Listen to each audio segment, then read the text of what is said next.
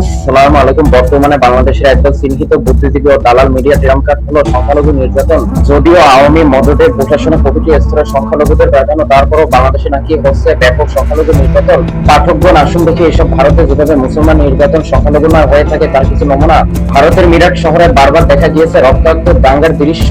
1938-এর দাঙ্গা, 1946-এর দাঙ্গা, 1949-এর দাঙ্গা, 62, 68, 73, 82, 87 এবং 90-তে দেখা গিয়েছে মুসলিমদের উপর আপত্তি, হত্যা, লুণ্ঠন, অগ্নিসংযোগের বৈশ্বিক হিন্দুত্ববাদী তাণ্ডব। ভারতের বাইরে রপ্তানি করার মতো শিল্প সামগ্রী উৎপাদিত হয় মিরাটে। সেই অর্থনৈতিক সমৃদ্ধির মূল অবদান মুসলিমদের। 40,000 বিদ্যুৎ চালিত তাদের অধিকাংশের মালিক মুসলিমগণ।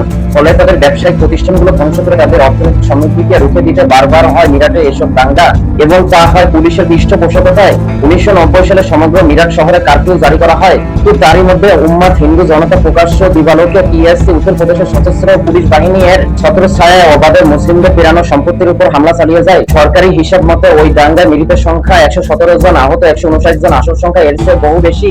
22 মেতে হাসিমপুর এলাকা থেকে প্রায় 300 মুসলিম যুবককে গ্রেফতার করা হয়।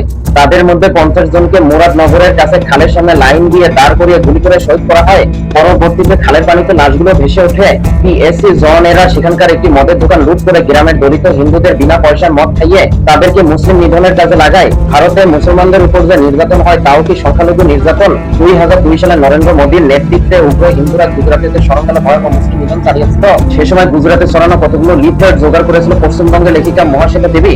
এর একদিকে লেখা ছিল ভারত যখন স্বাধীন হয় তখন ভারতে 3 কোটি মুসলমান ছিল, আজ ওরা 35 কোটি। গুজরাট বিশ্বে ডাক, সম্পাদনা অশোক দাশগুপ্ত। যদি 2002 সালে ভারতের মুসলিম জনসংখ্যা 35 কোটি হয় তাহলে ওই 2024 সালে তা কত হতে পারে? 50 কোটির কম তো অবশ্যই নয়।